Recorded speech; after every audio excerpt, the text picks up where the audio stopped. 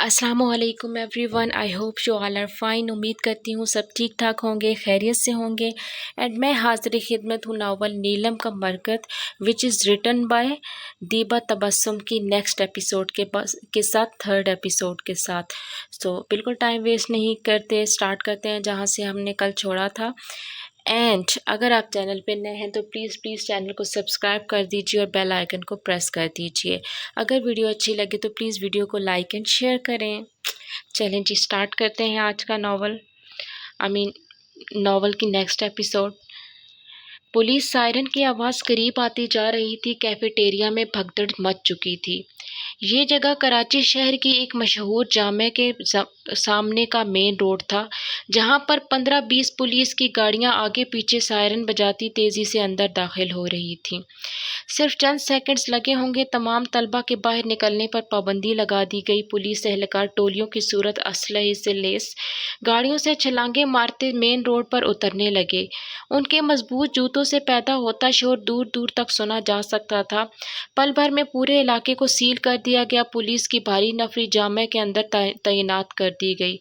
तलबा को क्लासेस के अंदर जाने और बाहर निकलने की इजाज़त नहीं थी। आधे पुलिस एहलकार ने जामे के गिर्द डेरा डाल रखा था और आधे पुलिस जामे के बिल्कुल सामने बने कैफेटेरिया में घुस गई। कैफेटेरिया के पिछले हिस्से में एक तंग गली थी, जिसके अंदर एक गोल सीढ़ियाँ चढ़ने से कैफेटेरिया की दूसरी मंजिल का एक कोने वाला कमरा था। स्टोर नुमा छोटा सा कमरा। Just a second. जहाँ लगभग 20-30 अफराद जो कि जामे के ही तलबा मालूम होते थे, मुख्तलिफ मुंशियात के इस्तेमाल के साथ जो जुआ लगाए लुत्फ़अंदोज़ हो रहे थे। एक 35 साला मर्द सिगरेट सुलगाए 3-4 अफराद के सामने बैठा पत्ते खेल रहा था। सिगरेट का धुआं बंद कमरे में मरगुले उड़ा रहा था।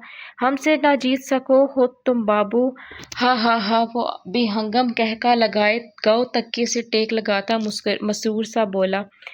छोटे साहब, वो 17 साल 18 साल का एक लड़का फूली सांसों समेत बात करने की कोशिश में हलकान हो रहा था। इस ठंड में भी पसीने में शराबूर वो किसी अनहोनी का पता दे रहा था।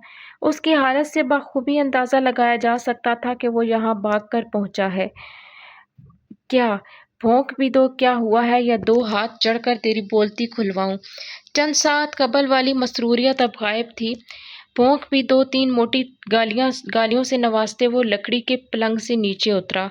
छोटे साहब, पुलिस की रेड पड़ रही है कैफेटेरिया में। वो पिछले हिस्से की तरफ किसी भी वक्त पहुंच सकते हैं। उसने जल्दी कहते बात मुकम्मल की। छोटे साहब के धरने की बिना पर तकरीबन तमाम लोग ही उनकी तरफ मुतवज्जे हो चुके थे। छोटू की बात पर वहां मौजूद तुलबा घबरा गए। क्या? छोटे साहब ने हैरान होते हुए कहा। फिर अचानक एक बड़ा सा थैला उठाकर सबको मुखातिब करते हुए बोला, जल्दी करो, जल्दी से जो भी है इसमें डाल दो। कार्ड्स, हेरोइन के पैकेट्स, पत्थर और पाउडर की सूरत में मौजूद कोकीन और आइस का इस्तेमाल करते अफराद ने फ़ौरन अमल किया, मगर शीशा पीते अफराद के लिए मसला था। अभी तो ओपियम और बेंगम ट्रिकोलाइजर्स के कस्टमर नहीं आए थे, वरना मसला और बढ़ जाता। आइस का इस्तेमाल करने वालों ने भी अभी तक सिरिंज के जरिए इसे अपनी रगों में नहीं उतारा था। उन्होंने वो हुक्के उठाकर कमरे के सामने वाली दीवार के पास बनी शेड के नीचे रख दिए, जो छोटे से किचन का मंजर पेश कर रही थी। वहां पर ही थैला भी छुपा दिया गया और खाली गत्ते के डब्बे और कचरा ऊपर लाकर कार्रवाई मुकम्मल की। इस सब में तकरीबन 3 मिनट भी वो मुश्किल लगे होंगे। तमाम अफराद नीचे तंग सड़क में गोल दायरे की शक्ल में बैठ गए और बीच में कोल्ड ड्रिंक की खाली बोतल रख ली। अचानक से कदमों की तेज आवाज इस समत में आने लगी। छोटे साहब के इशारे पर सब ने अपने चेहरे हशाश बशाश बनाने की कोशिश की। उठो सब, क्या कर रहे हो यहाँ? पुलिस एहलकार उनके गिर्द घेरा डालने लगे। कुछ इस तंग कचरे से भरी गली के कोने खुदरों की तलाशियां लेने लगे। सर, हम तो फ्री पीरियड के बाद यहाँ तफरीह को आए थे, 22 साल के लड़के ने डरते डरते कहा, जिसका कॉलर अभी तक पुलिस वर्दी में मलबूस एहलकार के हाथ में था। इस गंदगी में तुम लोग फ्री पीरियड गुजारते हो? जामिया में जगह कम पड़ गई है क्या? धाड़ कर सवाल करने पर वहां खड़े उसी की उम्र के लगभग तमाम तलबा कांप गए। ऊपर की भी तलाशी लो। यस सर, دھڑ دھڑ کی آواز سے 7-8 پولیس اہلکار گول گول سیڑھیاں چڑھتے دوسری منزل پر بنے کمرے میں گھس گئے، جہاں جگہ جگہ ریپرز، پلاسٹک کی تھیلیاں، خالی بوتلیں، ٹوٹی پھوٹی پرانی کرسیاں اور ایک لکڑی کا تخت پڑا تھا۔ اندھیرا ہی اندھیرا، روشنی کی چند لکیریں ایک روشن دان سے آ رہی تھیں، مگر ناکافی معلوم ہو رہی تھی۔ کچھ ملا۔ نیچے موجود افسر شاید ان سب سے بڑے عہدوں میں بڑا تھا۔ تبھی حکمانہ لہجے میں دوسری منزل کے زینے پر کھڑے باوردی ساتھی سے دریافت کیا۔ "نو سر"۔ اس کے جواب پر ایس پی وہاج خود اندر چلا گیا۔ "ناممکن، ایسا نہیں ہو سکتا۔ اطلاع کے مطابق منشیات کی فروخت میں اس اڈے کا بڑا ہاتھ ہے، ہماری انفارمیشن غلط نہیں ہو سکتی۔" اس کی آواز خاصی اونچی تھی۔ "یہاں پر تلاش کرو۔" ایس پی وہاج نے اسٹک سے 2-3 گتے کے ڈبے ہٹاتے ہوئے کہا۔ "سوری سر، جلدی چیک کرو۔" "نہیں سر، یہاں تو کچھ بھی نہیں ہے۔" تمام افراد نے مل کر وہ جگہ خالی کر دی، مگر وہاں کچھ بھی نہ دیکھ کر ایس پی وہاج کا سارا جوش ماند پڑ گیا۔ مایوسی نے پل بھر میں اس کے چہرے کا احاطہ کیا تھا۔ "چلو!" اس کی مردہ سی آواز پر تمام پولیس اہلکار نیچے اترنے لگے۔ دیکھتے ہی دیکھتے ساری پولیس وہاں سے روانہ ہو گئی۔ ہر کوئی حیرانی سے کھڑا اس معجزے پر ششدر تھا۔ ایسا کیسے ممکن تھا کہ اتنی سخت ریڈ کے باوجود وہ تھیلا ان کے ہاتھ میں نہیں لگا تھا؟ یہ تو ناممکن سا تھا۔ پولیس کے جاتے ہی تمام طلبہ نے سکھ کا سانس لیا، مگر خطرہ ابھی ٹلا نہیں تھا۔ پولیس کسی بھی وقت واپس آ سکتی تھی، اس لیے مزید 1 گھنٹے تک کوئی بھی اوپر نہیں گیا تھا، نہ ہی اپنی جگہ سے ہلا۔ یہاں تک کہ گھر گھر میں موجود ٹی وی پر نیوز اینکر کے تحت پولیس کی اس ریڈ کے بارے میں ناکامی کی اطلاع عوام تک پہنچ چکی تھی۔ آپ کو بتاتے چلیں کہ منشیات کی فروخت میں دن بدن اضافے کے باعث آج کراچی کی مشہور جامع کے سامنے بنے کیفیٹیریا میں ہونے والی ریڈ ناکام ثابت ہوئی۔ ساتھ ہی یہ بھی بتاتے چلیں کہ یہ ریڈ ایس پی وہاج اور ایس پی شہاب ملک کی نگرانی میں ہوئی تھی۔ نہ صرف ایک جامع بلکہ سرکاری اور نجی تمام تعلیمی اداروں اور ان کے آس پاس کے ہوٹلز، کیفیٹیریا اور دکانوں پر بھی چھاپا مارا گیا، مگر سوائے ناکامی کے کچھ ہاتھ نہ آیا۔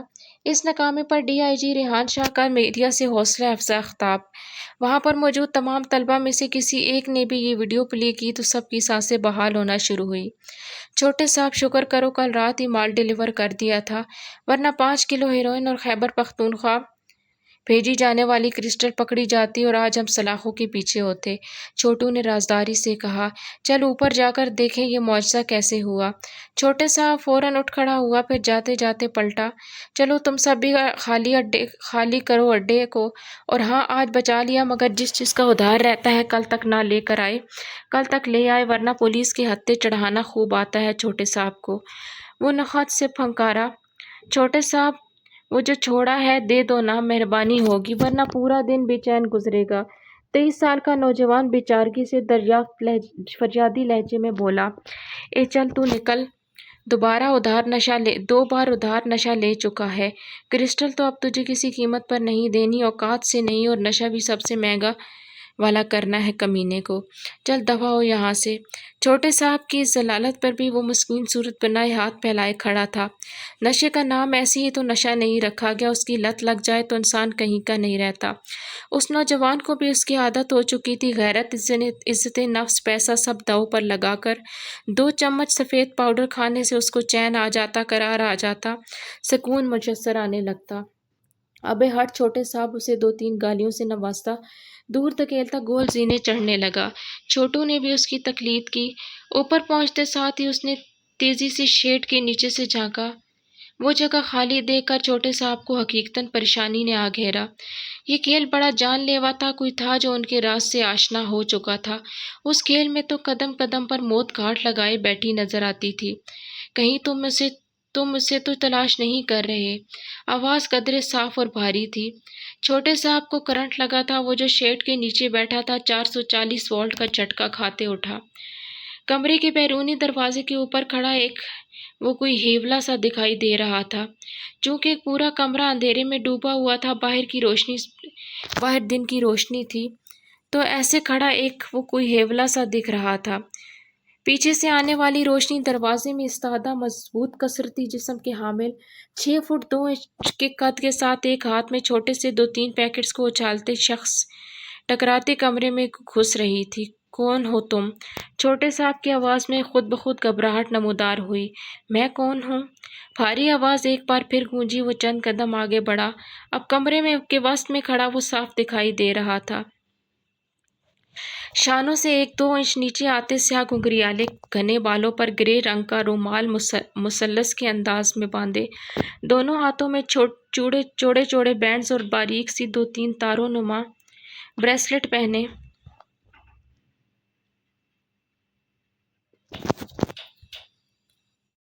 آنکھوں میں بھر بھر کر سرما ڈالے گہرے سبز رنگ کے گھٹنوں تک آتے کرتے کے ساتھ جینس میں ملبوس وہ نوجوان کوئی 26-27 سال کا ہوگا۔ اس کے ہاتھ میں وہی تھیلا تھا، مگر اس کا منہ کھلا ہوا تھا اور 2-3 ہیروئن کے پیکٹس اس کے ہاتھ میں موجود تھے، جنہیں سرکس کے جوکر کی گیندوں کی طرح ہوا میں اچھالتا وہ محظوظ ہو رہا تھا۔ میں ایگل ہوں کرخت، مغرور بھاری مردانہ آواز میں جواب دیتے اس نے وہ پیکٹس چھوٹے صاحب کے منہ پر دے مارے۔ آپی ہمیں ابھی لگانے ہیں، پلیز ہیلپ کر دو نا۔ وہ ایک چارٹ ہاتھ میں پکڑے کھڑی ملتجی لہجے میں بولی۔ بس کر جاؤ گڑیا، ہر چیز کی حد ہوتی ہے۔ تم نے پوری دیوار پر یہ عجیب و غریب اقسام کے پتھروں کے چارٹس لگا کر پورے کمرے کا ستیہ ناش کر رکھا ہے۔ سائقہ نے چند طے شدہ کپڑے الماری میں رکھتے ہوئے کہا، آپ نے بھی تو یہ بڈھوں والے ناولز اور سفر نامے بک شیلف میں بھر رکھے ہیں۔ ہم نے کچھ کہا کبھی؟ سب کے اپنے اپنے شوق ہوتے ہیں۔ خبردار جو میری بکس کو بڈھوں والا کہا تو۔ سائقہ نے الماری کا پٹ زور سے بند کرتے جارحانہ انداز میں انگلی اٹھائے کہا، گڈ، ویری گڈ۔ آپ ہمارے در نجف مرجان زرکون ہیرے ٹورکوائز فیروزہ یاقوت نیلم پکھراج عقیق کے بارے میں کچھ بھی کہیں اور ہم آپ کی کتب کی شان میں ایک حرف گستاخی کا استعمال نہ کریں، بہت خوب۔ وہ چڑھ کر گویا ہوئی تھی۔ سارے پتھر تو تم لگا چکی ہو، اب یہ کون سا ہے؟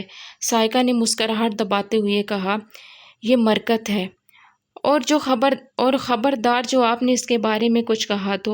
وہ منہ بگاڑ کر بولتی چارٹ کھول کر اس پر ہاتھ پھیرنے لگی۔ یہاں گہرے سبز رنگ کے 2-3 پتھر جگمگاتے ہوئے بہت خوبصورت بنائے گئے تھے۔ بلا شبہ یہ آرٹ آنکھوں کو خیرہ کر دینے والا تھا۔ مرکت، یہ کون سے پتھر کا نام ہے؟ میں نے تو کبھی نہیں سنا۔ وہ اس کے ہاتھ سے چارٹ پکڑ کر دیکھتے ہوئے گویا ہوئی۔ خیر سنا تو آپ نے کسی کے بارے میں بھی نہیں تھا، وہ شانے بے نیازی سے کہتی اس کے ہاتھ سے چارٹ لے کر سامنے والی دیوار کے پاس آ کھڑی ہوئی، جہاں اسی طرح کے بہت سے پتھروں کے چارٹس لگے تھے۔ کچھ آئل پینٹ سے بنے تھے تو کچھ کمپیوٹرائزڈ تھے۔ ٹورکوائز فیروزہ کو انگلش میں کہتے ہیں، یعنی کہ یہ ملک ٹرکس یعنی روم میں زیادہ پایا جاتا ہے، اور مانک یاقوت کو ہندی میں کہتے ہیں۔ اس میں تمہیں پیلس یاقوت بہت پسند ہے، یہ نیلگوں آسمانی والا۔ سائقہ نے ایک چارٹ پر ہاتھ رکھتے کہا جس میں وہی پتھر بنا تھا جس کا وہ ذکر کر رہی تھی۔ یہ سب ہم نے آپ کو بتایا تھا تبھی آپ کو پتہ ہے، ورنہ پہلے تو آپ کے علم میں یہ سب نہیں تھا۔ وہ چڑھانے والے انداز میں کہتی چارٹ کا دیوار پر اینگل لینے لگی۔ اچھا یاد تو تھا نا، مگر تمہیں تو وہ بھی یاد نہیں ہوگا۔ چلو بتاؤ، چلتے ہو تو چین کو چلیے۔ میں جو چائنیز میں شکریہ کا کہنا بتایا تھا وہ کیسے کہتے ہیں؟ سائقہ نے مصنوعی برہمی کا تاثر دیتے ہوئے کہا، شے۔ وہ اپنے ازلی لاپرواہ انداز میں بولی تو سائقہ کا منہ کھل گیا۔ ہمیں نی ہاؤ جس کے میننگ ہیلو کے ہیں وہ بھی پتہ ہے، اور یہ بھی کہ ابن انشا نے چائنیز کے 500 الفاظ سیکھے تھے اخبار پڑھنے کے لیے۔ آپ نیلم ابرار کی ذہانت کو ڈی گریڈ نہیں کر سکتی۔ وہ فرضی کورا جاڑتے بولی، اتنی ہی ذہانت اور صلاحیت ہے تو خود ہی لگا لو انہیں۔ میں جا رہی ہوں کباب فرائی کرنے۔ آہل آ رہا ہے اور اسے کباب اور تمہارے ہاتھ کی چائے کتنی پسند ہے یہ تو تم جانتی ہو پیاری گڑیا۔ سائقہ نے شرارت سے اس کے ہاتھ تھوڑی پکڑ کر ہلائی اور مسکراتے ہوئے باہر نکل گئیں۔ آپی اٹس ناٹ فیئر۔ اس کی تمام آوازوں کو نظر انداز کرتی سائقہ نیچے چلی آئی۔ جہاں ڈرائنگ روم سے آہل کی آواز آ رہی تھی، سائقہ بھی اندر چلی آئی۔ السلام علیکم۔ اس نے ہولے سے سلام کیا تو آہل نے مسکراتے ہوئے سر کو جنبش دی اور پھر سے دادو کے ساتھ سلسلہ کلام جوڑا۔ نہیں دادو، میں نہیں کیا تھا، یہ ریڈ تو مجھ سے سینئر آفیسرز نے کی تھی۔ میرے علم میں یہ بات بالکل نہیں تھی۔ گریڈ 18 اور 19 کے آفیسرز نے منشیات کی اسمگلنگ اور فروخت کے خلاف آج مختلف جگہوں پر آپریشن کیا، مگر 2-3 معمولی نشہ آوروں کے درمیان کے علاوہ کوئی کامیابی حاصل نہیں ہو سکی۔ وہ رسانیت سے کہہ رہا تھا۔ اچانک یہ خیال آ گیا، پولیس کو ویسے تجھے کیوں نہیں پتا تھا؟ تو بھی تو اسی ادارے کا ہے نا؟ دادو نے چشمہ ناک پر ٹکاتے آہل کو گھورا۔ دادو، میں گریڈ 17 کا ہوں اور کئی بار پولیس کے بڑے آفیسرز ایسی خفیہ ریڈ کرتے ہیں کہ ادارے کی نچلی پوسٹ پر موجود افراد بھی بے خبر ہوتے ہیں تاکہ ان کی وفاداری کا بھی امتحان لیا جا سکے۔ آہل نے وضاحتی جواب دیا۔ ہائے! دادو منہ پر ہاتھ رکھتے ہوئے بولی۔ نہیں میاں، تم نے کون سی بے وفائی کر دی ان افسروں کے ساتھ؟ تم بھی تو اوپر کے افسر میں سے ہو نا؟ ان کی بات پر آہل نے بمشکل تمام اپنے منہ کے زاویے بگڑتے درست کیے۔ جی دادو، میں سینئر آفیسرز میں سے ہوں، ASP آہل اسرار، مگر ابھی نیا تو اپوائنٹ ہوا ہوں اور سینئرز میں سے میرا گریڈ سب سے کم ہے، اس لیے کچھ افسران کو شک تھا کہ جونیئرز پہلے ہی ریڈ اور آپریشن کی نیوز ریلیز کر دیتے ہیں، تبھی اسے خفیہ رکھا گیا۔ ایک بار پھر اس نے وضاحت دی تو کباب اور کولڈ ڈرنک ٹرے میں رکھتی اندر آتی سائقہ مسکرائے بنا نہ رہ سکی۔ ارے سائقہ، میرے بچے بھائی کے لیے چائے لا۔ یہ انگریزی مشروب پی کر کیوں صحت خراب کروا رہی ہو بیچارے کی؟ وہ جیسی ہی سینٹرل ٹیبل پر رکھ کر سیدھی ہوئی تو دادو نے نکس نکال دیا۔ ڈرائنگ روم سادہ سا مگر منفرد تھا۔ ہلکے آسمانی رنگ کے صوفے اور جو 2 دیواروں کے ساتھ پڑے تھے، ان میں سے ایک سنگل صوفے پر آہل براجمان تھا اور اس کے سامنے میز اور دوسری دیوار کے ساتھ دادو کا تخت تھا۔ بائیں طرف والی دیوار پر ڈیکوریشن پیسز لگے تھے۔ ڈرائنگ روم کے 2 دروازے تھے جن پر صوفوں کے رنگوں سے ملتے جلتے جالی کے پردے ٹنگے تھے، جبکہ فرش پر سفید روئی سا نرم قالین بچھا تھا۔ پورے گھر میں سب سے مہنگی اور قیمتی آرائش اسی کمرے کی تھی۔ دادو، چائے بنوانی ہے تو گڑیا سے کہہ دینا، وہ ہلکے سے مسکراتے ہوئے بولا۔ شاید بات پہ بات مسکرانا اس کی عادت تھی۔ گھنی مونچھوں تلے باریک ہونٹ جب بھی مسکراتے آنکھیں سکڑ سی جاتیں۔ بس میاں، پھر تو تم پی لیے چائے، دادو نے ہاتھ اٹھاتے ہوئے کہا اور پھر تخت سے اترنے لگی۔ میں مغرب پڑھ لوں، وقت گزرا جا رہا ہے، ہائے یہ جوڑوں کا درد بھی نا۔ وہ سائقہ کا ہاتھ تھامے تخت سے نیچے اتری اور پھر اپنی چادر درست کرتی گم ہو گئیں۔ Just a second.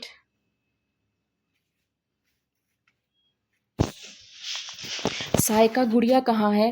دادو کے جاتے ہی وہ کباب والی پلیٹ رکھ کر تھوڑا سا آگے کو جھکتے رازداری سے پوچھ رہا تھا۔ اوپر ہے، اپنے پتھر لٹکانے کی کوشش کر رہی ہوگی۔ مجھے مدد کو کہہ رہی تھی، میں نے صاف انکار کر دیا۔ اور ہاں، تمہاری چائے بھی نہیں بننے والی آج۔ آخر میں اس نے ابرو اچکاتے بات مکمل کی، ساتھ ہی ایک پلیٹ میں 2 کباب رکھے اور چمچ لے کر دادو کے ہی تخت پر ٹانگیں پسار کر بیٹھ گئی۔ ایسے ہی نہیں بننے والی۔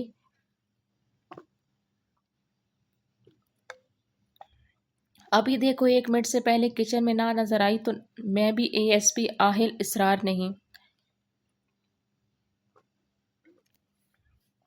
وہ ٹیشو سے پانی پونچھتا سر کو خم دیتا مسکراتے ہوئے باہر نکل گیا۔ سائرہ نے سر جھٹکتے دوبارہ اپنی پلیٹ پر نظر جما دی۔ یہ اسٹول تو بہت ہی گندا ہو رہا ہے، اس نے خود کلامی کرتے ہوئے کہا۔ اتنا بھاری، تقریباً 2.5 فٹ اونچا اسٹول اٹھا کر لاتے اس کا نازک بدن تھرتھرا رہا تھا، سانس بھی پھول چکی تھی، چہرے کی رنگت میں گلابی پن نمایاں ہو رہا تھا۔ دفع کرو، گندے کو 2-4 ٹی تو لگانے ہیں۔ اس سوچ کے تحت بمشکل تمام وہ لکڑیوں کے ڈنڈوں پر قدم جماتی اسٹول کی سطح تک پہنچ ہی گئی۔ بغل میں دبایا چارٹ نکال کر ابھی سیدھا ہی کیا تھا کہ اسٹول ہلکا سا ہلا۔ نہیں، درمیان میں کھڑے ہو کر اس نے توازن برقرار رکھنے کی کوشش کی، جس میں کامیاب تو ہو گئی تھی مگر ہلکے سبز رنگ کی آنکھوں میں خوف کے سائے لہرانے لگے۔ اس نے سامنے دیکھا تو ASP آہل کی مسکراتی نظریں اس پر جمی تھیں۔ ایک لال بیگ بالکل اس کے پیر کے قریب پہنچنے کو تھا۔ آج تو ہم گئے دادو، آپ ہی بچا لو، وہ اسٹول پر کھڑی چیخیں مار رہی تھی۔ ہاں ہاں ہاں گڑیا، تم بہت بڑی ڈرپوک واقعی ہوئی ہو۔ نیلم نے ایک نظر اسٹول کی سطح تک پہنچنے کی کوشش کر دی، لال بیگ کو دیکھا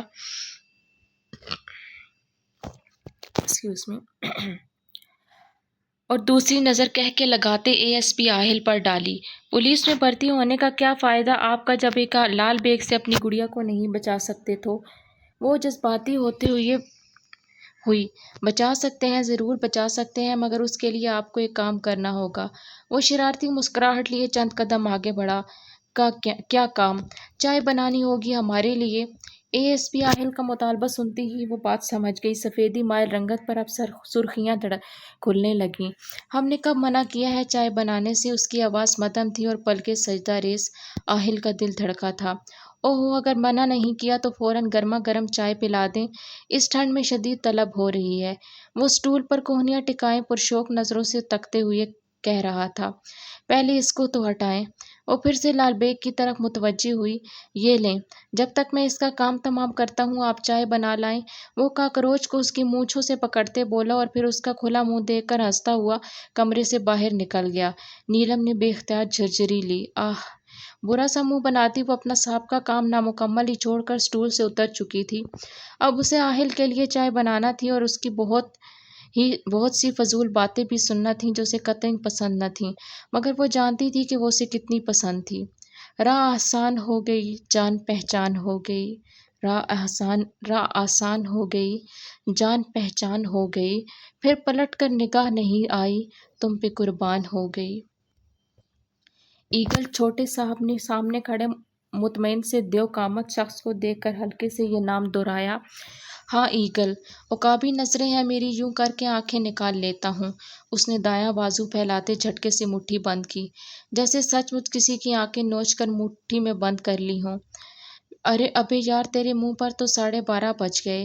چل ٹینشن نہ لے میری جان، سب بتاتا ہے ایگل تجھے، پہلے ایک گرم گرم چائے پلا۔ اس نے منشیات کا بھرا تھیلا اس کی طرف دھکیلتے پاس پڑے لکڑی کے میز پر چھلانگ مار کر بیٹھتے ہوئے کہا۔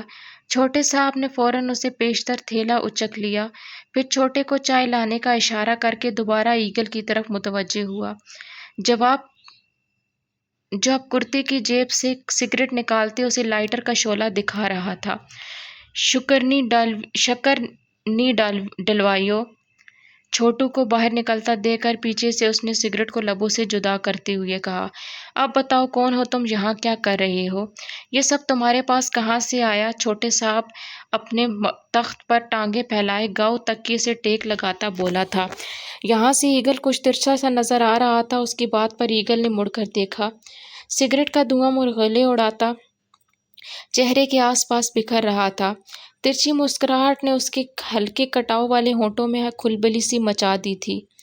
چھوٹا صاحب مضطرب سا ہوا تھا اس کی اس صدا پر، پھر وہ بغیر کچھ بولے باہر کی طرف قدم اٹھانے لگا۔ اس کی چال کافی مضبوط اور اعتماد سے بھرپور تھی۔ کہاں جا رہا ہے؟ بتا کر تو جا۔ چھوٹے صاحب نے جلدی سے تخت چھوڑا اور اس کے پیچھے چل پڑا، بلکہ بھاگنے لگا۔ پھر ایگل کمرے سے ملحق چھوٹی سی گیلری میں آ کھڑا ہوا اور سامنے دیکھنے لگا، جہاں بوسیدہ سی ٹوٹی پھوٹی عمارت بنی تھی اور اس عمارت کی دوسری منزل پر مشتمل کمرے کی بالکنی اسی گیلری سے 1.5 فٹ کے فاصلے پر تھی۔ ایگل نے چھوٹے صاحب کو دیکھتے سامنے والی بالکنی کی طرف اشارہ کیا۔ یہاں سے میں تم کو دیکھا، یہ سب نشہ تھیلے میں ڈالتے اور حقہ چھپاتے اور پھر پولیس کے آنے سے پہلے ہم چھلانگ لگایا ادھر۔ بالکنی کی طرف اشارہ کرتے وہ سب اٹھا کر اس بالکنی میں رکھ دیا۔ ارے تم فکر کیوں کر رہا ہے؟ یہ سب دھندا ہم اتنا سا تھا، زمین سے قد ناپتے ہوئے تب سے کرتا آ رہا ہے۔ اب تو ایکسپرٹ ہو گیا ہے، ہم اس میں بس تمہاری مدد کیے ہیں اور کچھ نہیں۔ بات مکمل کر کے وہ اندر چلا گیا۔ سگریٹ انگلیوں میں دبا تھا۔ وہ دوبارہ میز پر بیٹھ کر سگریٹ کے کش لگانے لگا۔ کوہنیوں کے آخر تک فولڈڈ آستین سے جھانکنے والے بازوؤں پر بچھو بنا تھا۔ شاید نہیں، یقیناً وہ ٹیٹو ہی تھا۔ گلے میں کالے چمڑے کا تعویذ گردن سے چپکا پڑا تھا۔ اب بھی کرتے ہو یہ دھندا؟ چھوٹے صاحب نے ایگل کو بغور دیکھتے ہوئے کہا۔ آج کل تو بے روزگار گھوم رہا ہے، ہم ساتھ 2 ساتھی تھے، کسی اوپر کے بندے نے سعودیہ بھیج دیا ہیروئن اور یہی نشہ اسمگل کرنے کو۔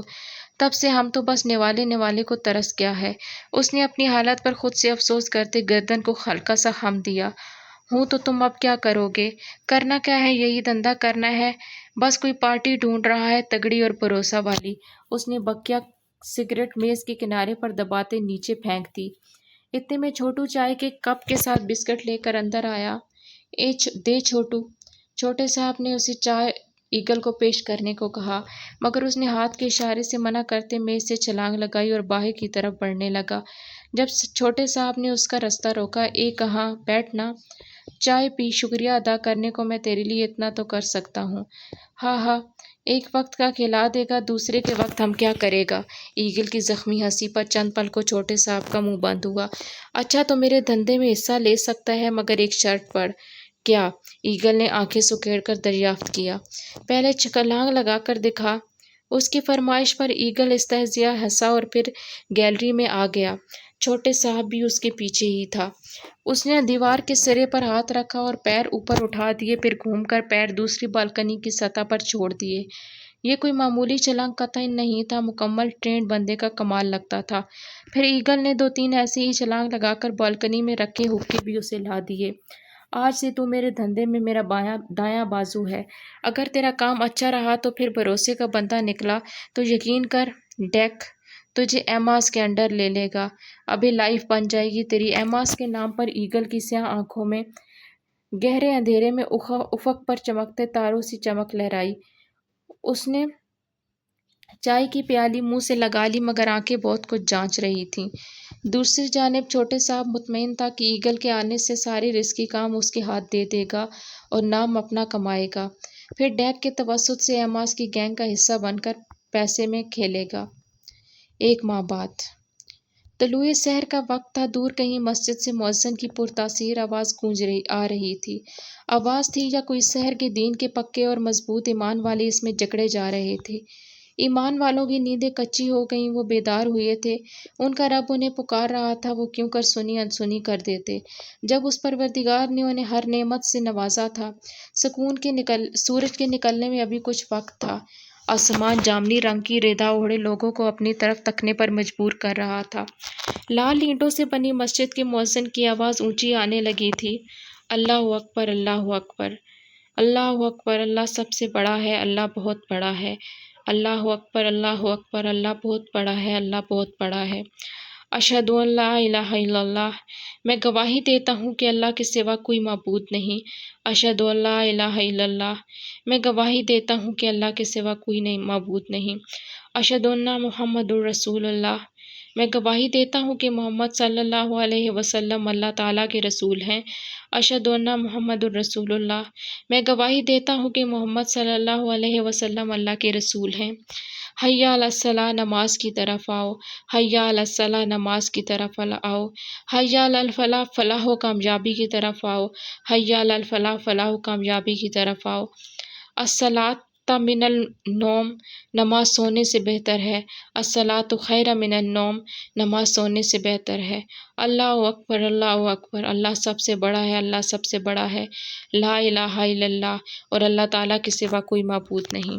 اذان کا جواب دیتے لوگ اب بیت الخلاء کا رخ کرنے لگے تھے۔ نلکوں سے صاف شفاف مگر یخ ٹھنڈا پانی نکل رہا تھا جو کسی بھی انسان کو ٹھٹھرنے پر مجبور کر دے۔ یہ علاقہ پاکستان کے سب سے بڑے جبکہ دنیا کے دوسرے بڑے شہر کراچی کا ہے۔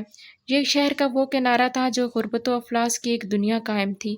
کچے مکان، نیلے رنگ کی ٹینکیاں، آپس میں جڑی چھتیں، کچی سڑکیں اور دھول مٹی، غرض کہ یہ شہر کا حصہ ہی نہ لگتا تھا۔ ایسے ہی ایک بند اور تنگ گلی میں بھوتوں کا مسکن لگتی ایک 2 منزلہ عمارت کے سامنے ایک وجود خود کو مکمل چادر میں چھپائے اذان کا جواب دے رہا تھا۔ یہ حصہ آبادی سے تھوڑا ہٹ کر تھا۔ گلی سنسان پڑی تھی۔ اس عمارت کی اوپری منزل پر بنے لال اینٹوں کے کمرے میں 5-6 افراد اذان سے بے خبر شراب کے نشے میں جھومتے اپنی کامیابی پر رقص کرتے جشن کا سماع کیے ہوئے تھے۔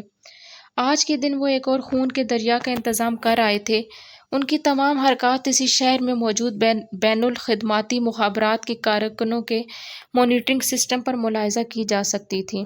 یہاں ہر طرف افراتفری کا عالم تھا۔ وہاں موجود ایک لڑکی اور 2-3 نوجوان اپنی نظریں مانیٹرز پر مرکوز کیے سرجیکل اسٹرائیک کے لیے گئے اپنے ساتھیوں کو ایک ایک پل کی خبر سے آگاہ کر رہے تھے، ساتھ ہی اگلے اقدام کی بھی خبر دے رہے تھے۔ وہ جو فقیر کے انداز میں گلی کنارے بیٹھا تھا اپنی ساتھی کی آواز پر متوجہ ہوا۔ Take your position. Bluetooth earphone سے آتی آواز پر اس نے اپنے گرد لپٹی چادر دور اچھال کر دیوار کے پار چھلانگ لگا دی۔ زمین کی ناہموار سطح پر 5 انگلیاں ٹکائے اس نے جھکا سر اٹھایا تھا۔ سیاہ رنگ کے رومال کو سر پر لپیٹے وہ مکمل سیاہ لباس زیب تن کیے ہوئے تھا جس نے اس کے وجود کا مکمل ڈھانپ رکھا تھا۔ مضبوط سیاہ بوٹ اور ہاتھ میں تھامی بھاری A47 رائفل کے ساتھ وہ اس کے ساتھی سرجیکل اسٹرائیک کے لیے تیار تھے۔ سر کو دائیں جانب کرتے اس نے اشارہ دیا تھا۔ سامنے ایک بوسیدہ زنگ آلود لوہے کے دروازے کے آر پار اپنی جگہ سنبھالے وہ 5 بھی اسی کے حلیے میں تھے۔ اٹیک! تمام رضاکاروں کے ایئر فونز میں ایک ساتھ نسوانی آواز گونجی تھی۔ ان کی اسٹرائیک کنٹرولر ساتھی نے مانیٹر کی طرف دیکھتے کہا تھا، جہاں 5-6 افراد کرخت لہجے پر چہروں پر داڑھی سجائے شلوار قمیض میں ملبوس آپس میں گفتگو کرتے اپنی موت سے بے خبر تھے۔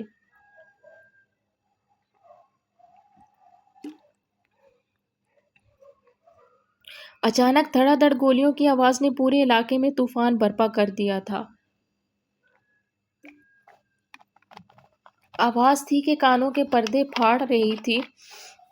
دھواں ہی دھواں آنکھوں میں گھستا بینائی کو متاثر کر رہا تھا، اور جب مطلع کچھ صاف ہوا تو عالم نے اپنے آس پاس خون کا دریا دیکھا تھا۔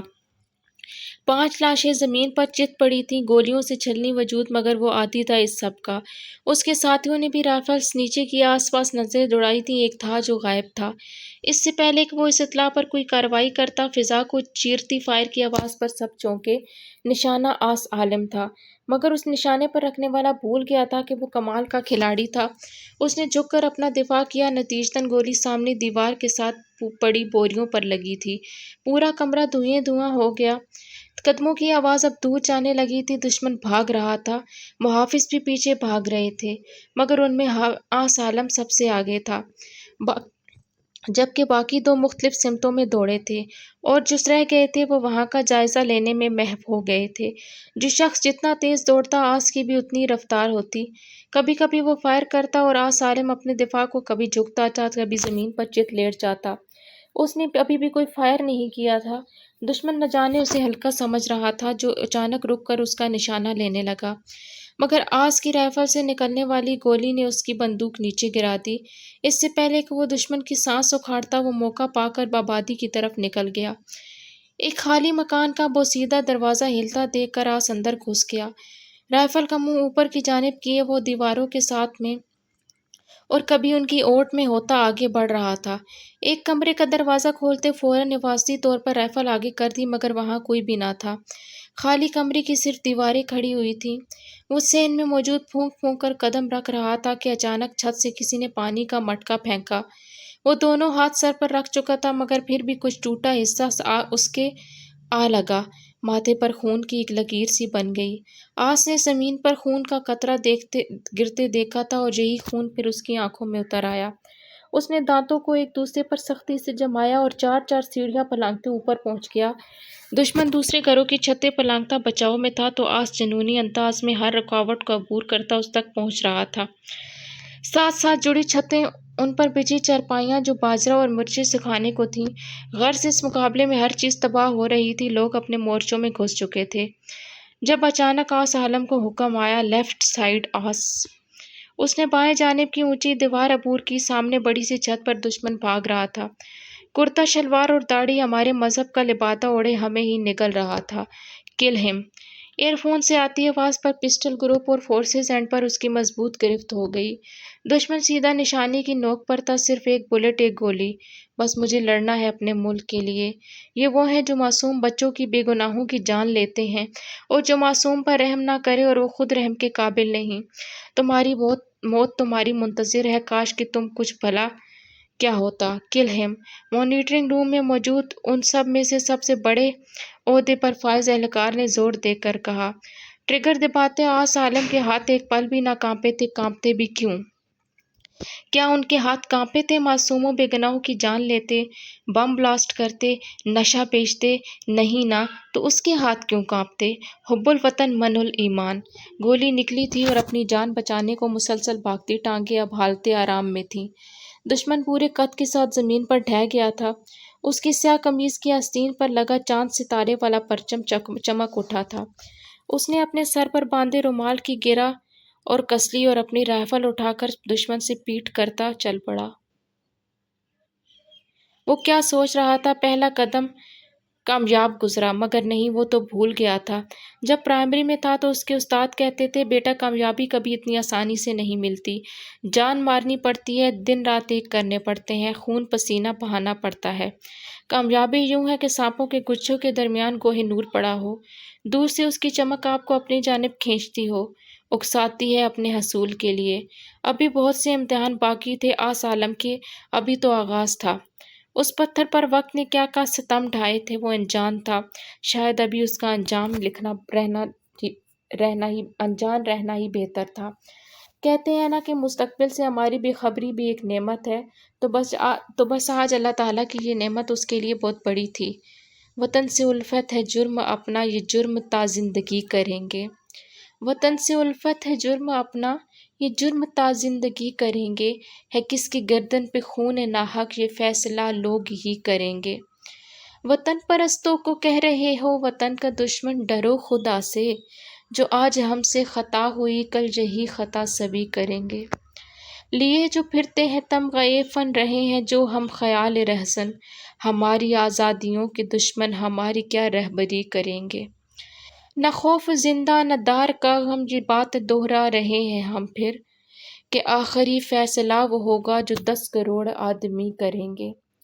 ستم گروں کے ستم کے آگے نہ سر جھکا ہے نہ جھک سکے گا، شعار صادق پہ ہم ہیں نازاں، جو کہہ رہے ہیں وہی کریں گے۔ یہ لوگ کچھ کم نگاہ جن کو سمجھ رہے ہیں کہ نا سمجھ ہیں، یہی زمانے میں عام جالب شعور کی روشنی کریں گے۔ آپی آپی، اس کی مسلسل چیختی آواز پر برتن دھوتی سائقہ نے بے ساختہ کانوں پر ہاتھ رکھے تھے۔ اف گڑیا، کیوں چلا رہی ہو؟ سائقہ نے کچن سے چلاتے ہوئے پوچھا۔ ہم نے آپ سے کہا تھا کہ مرکت کو کچھ مت کیجیے گا، پھر میں آپ نے وہ چارٹس کیوں اتارے؟ اس کا غصہ سوا نیزے پر تھا۔ برتن دھوتی سائقہ پلٹی۔ گڑیا، اس کا رنگ اتنا گہرا سبز ہے اور اتنی چمک ہے اس چارٹ میں کہ کھڑکی سے آتی روشنی جب اس پر پڑتی ہے تو آنکھوں میں لگتی ہے۔ عجیب سی قسم کا چارٹ اٹھا لائی ہو، ہلکا رنگ نہیں تھا کیا؟ سائقہ نے اپنے عمل کی وضاحت دی۔ گڑیا پیر پٹکتی چلی گئی، جو اس کے غصے کا صاف واضح اظہار تھا۔ صبح صبح اس کا موڈ خراب ہو چکا تھا۔ ابرار صاحب پہلی کالج جا چکے تھے۔ وہ پروفیسر تھے۔ ریاضی کے اپنا گھر تھا جس کا دوسرا حصہ کرائے پر دے رکھا تھا۔ اچھا گزر بسر ہو رہا تھا۔ دادو فجر کے بعد آرام کے لیے لیٹ جاتیں اور ظہر کے وقت اٹھتی تھیں۔ نیلم، میری پیاری بہن، چاند کا ٹکڑا، میری گڑیا، ناشتہ کر لو۔ اس نے نوٹس پر جھکی نیلم کی ٹھوڑی پکڑ کر پچکارتے ہوئے کہا، جبکہ نیلم اس کا ہاتھ جھٹک کر چکی تھی۔ اچھا، تم کوئی اور رنگ لگا لو، پتھروں کے گو بہت سے رنگ ہوتے ہیں۔ وہ اس کے ساتھ ہی بیڈ پر براجمان ہو گئی۔ ناشتے کی ٹرے سائڈ ٹیبل پر پڑی تھی۔ مرکت کے بھی بہت سے رنگ ہیں، ذہبی، سنہری مائل، دھانی، سبز کاہی اور سردی مائل، مگر ہمیں گہرا سبز ہی پسند ہے، ہری مرچ جیسا، اور ہم یہی لگائیں گے، وہ ڈھیٹوں کی طرح بولی تھی۔ اچھا بھائی، لگا لینا۔ ویسے میں نے تم سے پوچھا تھا یہ پتھر کیا بلا ہے؟ جب تم چارٹ لگاتی ہو تو اس کے بارے میں بتاتی ہو، اس بار نہیں بتایا۔ سائقہ نے اس کا موڈ بحال کرنے کو بات پلٹی۔ یہ بات آپ نے تعریف کے بجائے 1000 ایپ نکال دیے، تو اب میں کیا بتاؤں؟ وہ تڑخی۔ ہاں ہاں ہاں، اچھا یہ بتاؤ، یہ مرکت کو اردو میں کیا کہتے ہیں؟ سائقہ نے ٹرے اٹھا کر اپنے اور اس کے درمیان مقصد باتوں میں لگا کر اسے ناشتہ کروانے کا تھا۔ زمورت، مگر سنسکرت میں اسے مرکت کہتے ہیں، اس نے بتاتے ساتھ ہی پانی ہی پانی کا جگ اٹھا لیا۔ اچھا، فیروزہ کو ٹورکوائز تو اس لیے کہتے ہیں کہ تمہیں روم بہت پسند ہے، اور یاقوت کو مانک اس لیے کہتے ہیں کہ اس میں میم آتا ہے تمہارا پسندیدہ حرف، مگر زمرد کو مرکت کیوں؟ میم تو زمرد میں بھی آتا ہے۔ سائقہ نے اپنی لاجک اٹھائی۔ آپ کو پتہ ہے، وہ تھوڑا سا آگے کھسکتے ہوئے پرجوش انداز میں بولی، تو سائقہ نے بمشکل اپنی مسکراہٹ دبائی۔ پتھروں کی شوقین نیلم اس موضوع پر ایسی ہی جذباتی ہو جاتی تھی۔ آپ کو کیا پتہ ہوگا؟ خیر میں بتاتی ہوں۔ مرکت ایک ایسا سخت ترین پتھر ہے جس میں صرف نیلم کے پتھر سے سوراخ کیا جاتا ہے۔ اس کی سطح بہت متوازی اور چمکدار ہوتی ہے۔ یہ اپنے ہلکے وزن مگر سخت ہونے کے باعث بہت پسند کیا جاتا ہے۔ اور ابھی وہ مزید زمرد کی تاریخ، قیمت اور خصوصیات بتاتی کہ سائقہ نے ٹوک دیا۔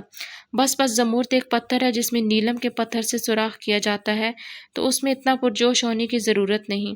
اس کی بات پر نیلم کا منہ کھل گیا۔ نفسیات کہتی ہے کہ انسان کی کچھ عادتیں اور خصوصیات بے جان چیزوں سے مماثلت رکھتی ہیں، اس میں کوئی انوکھی بات نہیں ہے، اور اگر ہم ان خصوصیات کو لوگوں میں تلاش کرتے ہیں جیسے میری تلاش ہے۔ مرکت ایک ایسا سخت ترین انسان جس کے خول کے اندر جانے کی اجازت صرف مجھے ہو، جس کے اندر نیلم بے پناہ سوراخ کر کے اس کے دل تک رسائی حاصل کر لے، بلکہ ذرا ذرا کر دے اسے۔ ایک ایسا مرکت جسے صرف نیلم ہی تسخیر کر سکے۔ جہاں نیلم کا میم ختم ہو وہاں مرکت کا میم شروع ہو۔ بس جہاں میری ذات دھندلانے لگے وہ وہاں مجھے لپیٹ لے۔ ایک دوسرے میں مدغم ہو جانے والے دو پتھر۔ بس اس پتھر کی خصوصیات میں ایک انسان کے اندر دیکھنے کی تمنائی ہوں۔ اس کی گہری بات پر چند پل کے لیے نوالا منہ میں ڈالتا سائقہ کا ہاتھ ٹھٹک کر رک گیا۔ کم آن گڑیا، یہ افسانی باتیں کہاں سے سیکھی تم نے؟ حالانکہ یہ سب میں پڑھتی ہوں۔ اس نے ماحول پر چھایا سنجیدگی کا تاثر کم کرنا چاہا۔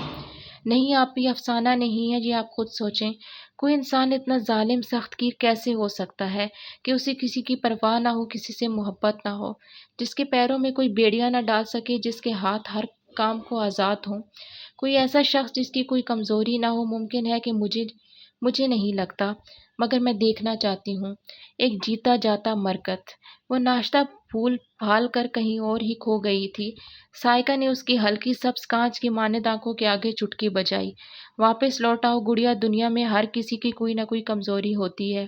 کوئی بھی انسان اگر دل رکھتا ہے تو وہ پتھر نہیں ہو سکتا، اور یہ تمہیں پتہ ہوگا کہ اگر کوئی دل نہ رکھتا ہو تو وہ انسان نہیں۔ چلو شاباش، اب یہ ناشتہ ختم کرو اور یہ فضول کی سوچوں پر بند باتیں، اگر ایگزامز کی تیاری کرو۔ سائقہ نے اپنی بات مکمل کر کے اس کے گال سہلائے اور دروازہ کھول کر چارٹ دیکھنے لگی۔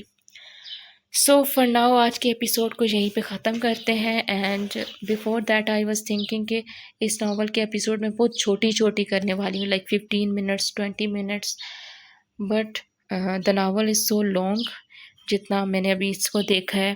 تو کیونکہ میں بھی فرسٹ ٹائم آپ کے ساتھ ہی ریڈ کر رہی ہوں، بہت ہائپ سنی تھی اس ناول کی کہ بہت اچھا ناول ہے، تو اس لیے میں نے سوچا کہ خود بھی انجوائے کروں اور آپ کو بھی انجوائے کروں۔ تو اس لیے ابھی نیکسٹ ٹائم سے مجھے لگتا ہے اس کی ایپیسوڈ تھوڑی سی لمبی ہوگی، لائک آدھا گھنٹہ 45 منٹس، اس سے چھوٹی ہوگی تو آنیسٹلی بہت ایپیسوڈس ہو جائیں گی، تو اس لیے ابھی تھوڑا سا لینتھی ایپیسوڈ ہی ہوگی، اینڈ مزہ بھی انشاءاللہ بہت آئے گا اس میں۔ سو آج کے ایپیسوڈ کو یہیں پہ اسٹاپ کرتے ہیں اینڈ ملتے ہیں نیکسٹ ایپیسوڈ میں۔ تب تک کے لیے اپنا ڈھیر سارا خیال رکھیے۔ چینل پہ نئے ہیں تو چینل کو سبسکرائب کیجیے، اینڈ اگر ویڈیو اچھی لگی ہو تو پلیز ویڈیو کو لائک اور شیئر کیجیے۔ ملتے ہیں نیکسٹ ویڈیو میں، تب تک کے لیے اللہ حافظ۔